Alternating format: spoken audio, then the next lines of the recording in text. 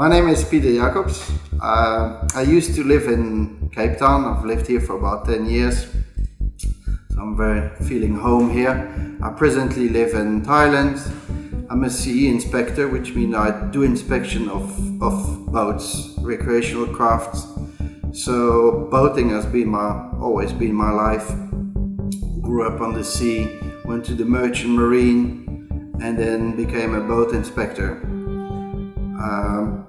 This project, I decided to start with this after I read that the Special Olympics, or the Paralympics would be cancelled due to a lack of interest and a lack of participating countries. And I thought, well, let me have a look in Thailand, who's actually running the disabled sailing team in Thailand, and I found out nobody was running a disabled sailing team.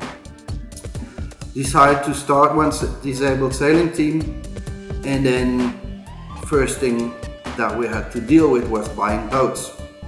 So we looked around the world where was available as boats, and the budget was just way above anything we could afford.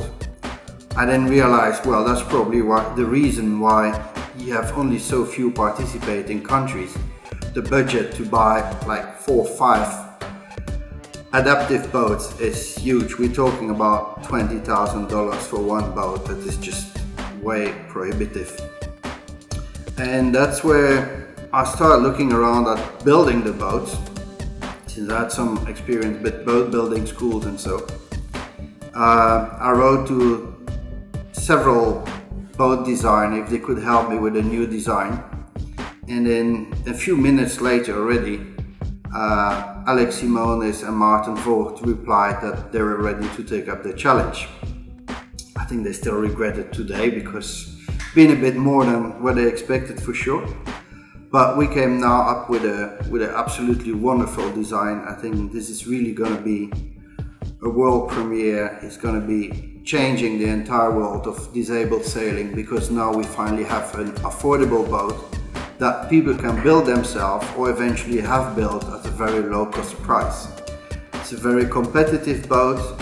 It's a 2-seater, so it allows also to have a trainer with a disabled person, 2 disabled persons with different disability, 1 able, 1 disabled, so it has all different configuration that we've been thinking about.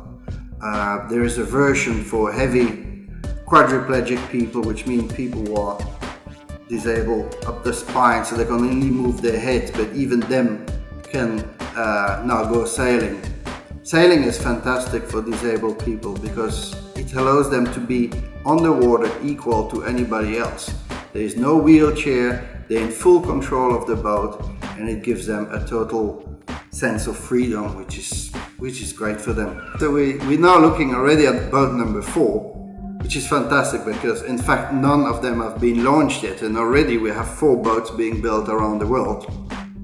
Number 1 was the boat in Thailand, followed immediately by the boat in Cape Town. Then New Zealand started building 1 boat, and now again Cape Town is building number 4. We expect to launch the first boat around end of January or so here in Cape Town. Thailand will be a bit later, because we're going to do the full quad version in the full quadriplegic version in Thailand, which requires a bit more of electronics and electric controls. And New Zealand is progressing very well, although they really do it whenever they have time. On the weekend, it's a disabled sailing club. When they have too much wind, too little wind, they spend time on building the boat. And I'm very impressed by their progress, what they're doing. There've been very little small modification between boat number 1 and boat number 4.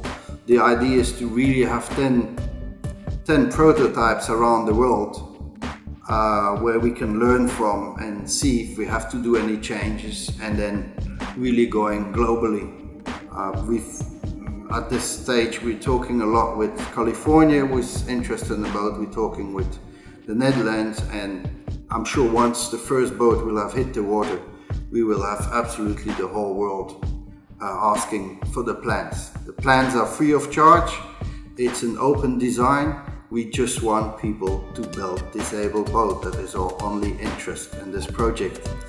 And by the look of it now, by the interest we get on the different social media, it seems that we are really winning this battle to have disabled people on the water.